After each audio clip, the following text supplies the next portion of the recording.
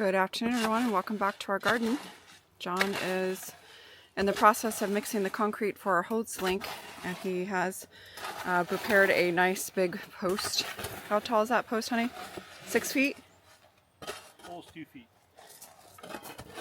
The hole's 2 feet, but oh, the post is 6 feet. So, anyways, this is this process. And while he's doing that, let me take you over to the Hoselink itself.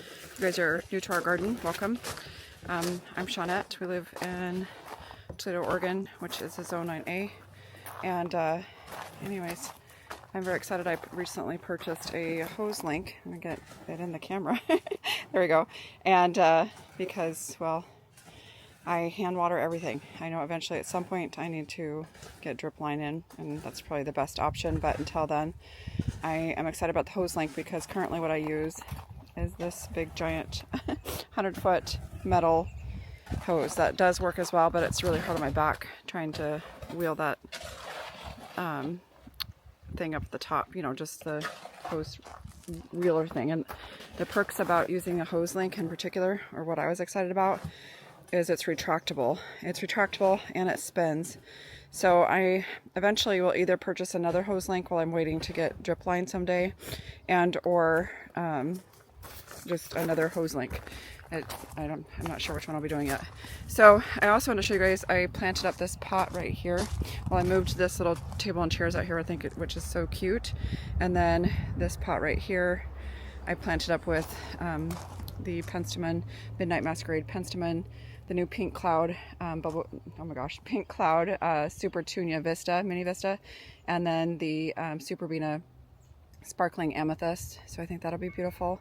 And then over here in our new round bed, I have, remember I told you I started tons and tons of, well, 86 zonal geraniums. And so I'm going to be getting those planted up shortly as well. This bed is so full, but I don't mind it.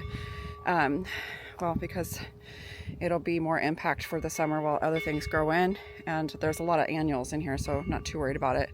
And it'll just add some additional color. I also went around and plucked some of my heuchera. Heuchera is really easy to propagate, and so I thought, well, most of them needed to be divided up, so you'll see some in here. Some of them don't look great because, you know, they were just popped in the ground today, so it's going to take some time for those to get established and for the roots to settle in. But I grew these from seed last night, and just look at how beautiful that is. That's very exciting when you grow things from seed. I think it's always more meaningful and a big deal, especially when they're perennials and they come back. So here's this bed. I'm going to take you over to what John's doing in just a second, but I just thought I'd share some of this. And then the other thing I wanted to show you is where we're going to place the roses. So I think I showed you that earlier, but I think we'll probably wait to do that until tomorrow morning. It was close to 70, I think, and for us that's hot. So everyone else who's in other parts of the country are probably like, wait, what? But for us, it was warm, and the wind is just now starting to go, so hopefully this audio will be okay. But look at those. So he did mark them. Some of them I just moved because I wanted to make sure when I plant them that they're facing towards the sun, or they're going to want to grow towards the sun. So they might actually look a little crooked when I first put them in, but that's intentional because I want them to force the ones that are growing sideways to go towards the sun. Again, these roses were the no name, no brand, generic $5 roses that my husband purchased, which I'm really excited about. The ones that he purchased over here, these three right, let me make sure you guys can see it. The sun's kind of bright, so it's hard for me to even see. These three right here, down this section, those were also the $5 roses. So, and they did well last year for their very first year. And then the corner one over here, hopefully you guys can see that, over there, is also a $5. And then these guys are roses from Weeks Roses that I purchased this year. So very, very excited. I will let you guys go. Oh wait, actually no, I won't. I'm gonna head over here, and hopefully that bell is not gonna drive you guys nuts. So hold tight.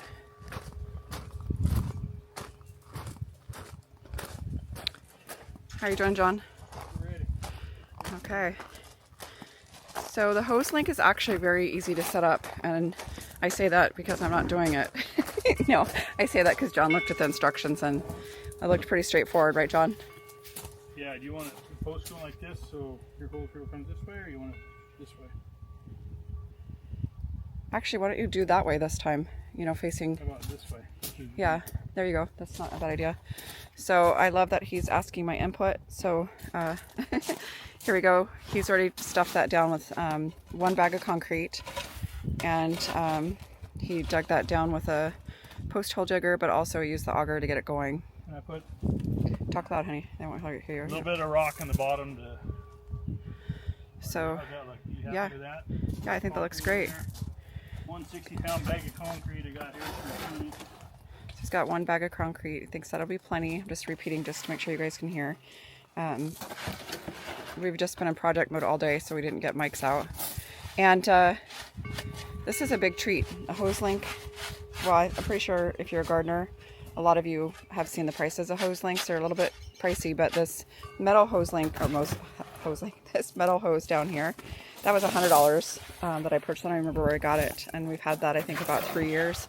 So I think Hoselink will be a better investment for us. And it did, the brand new one for this year for 2026 has a 5-year warranty, so I also liked that because it was pricey. And again, as I mentioned earlier, we may buy another one, but to replace this. The reason why I wanted, again, a Hoselink is because it's really hard to wind up the hose. So most of the time in the summer months, even when I was doing videos, I just had to leave it out. It's just a pain in the butt to, or booty, excuse my mouth, to, you know, put that away. So, and I will probably still have it out, but at least it's just going to be going this way to the garden, to the right. And that'll be just, makes more sense for me. And then this one will go this direction. Because that was another thing. It's really hard to drag hoses all over when you have, well, you guys have seen our garden. If you haven't, go take a peek at some of my prior videos, especially recently because we've done quite a few projects. I'm going to come over here because I know that's probably loud.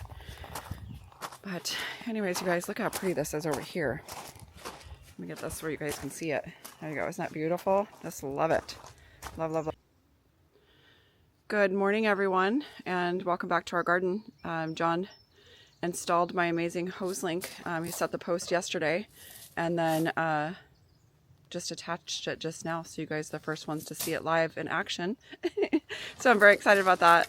I don't think it was the process itself really was just setting the post, and now he's showing us the different water features. But for those that need a really high quality hose, he's like a little kid, this is the hose for you. The reason why I wanted a Hoselink, and I'm not affiliated with them, is the retractable component that he's just now showing us. So anyways, I'm super excited about the Hoselink. Stay tuned because you'll now see me using it in our garden. And this is the 2026 version, so if you're interested, go get yourself one because of a 5-year warranty, where the prior versions of the Hoselink were only a 2-year warranty. So that, you guys, concludes today's little quick video, and I will talk to you guys later. Thank you. Bye. Good morning again, everyone. I forgot to start recording to show you guys what we're doing today. This is Hemlock mulch, and I think that's gonna be really pretty. So I'll show you what it looks like without, or what it looked like beforehand. So this is the prior bark, and we usually use fir, and we've switched it this year to try using Hemlock. So we'll see how that looks. So there's that, and I wanted to just take you around so you guys, I'll do another video afterwards. So this is what it looks like again beforehand. And last night I did come outside and I did this bed, which looks so pretty. So I apologize again, I forgot, but these are the beds beforehand. This is what they look like. You can see, and then if I come up and over this way, this is what that new Hemlock is going to look like. So I think that's just so pretty.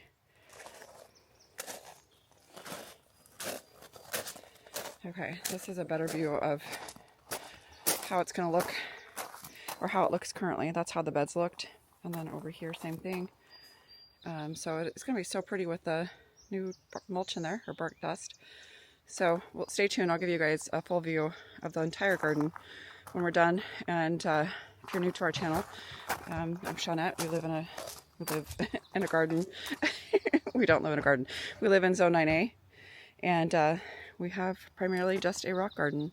So if you haven't taken a peek at any of our other videos, go take a peek, because today is just a quick little peek at our garden, but these are the roses that we still need to plant up.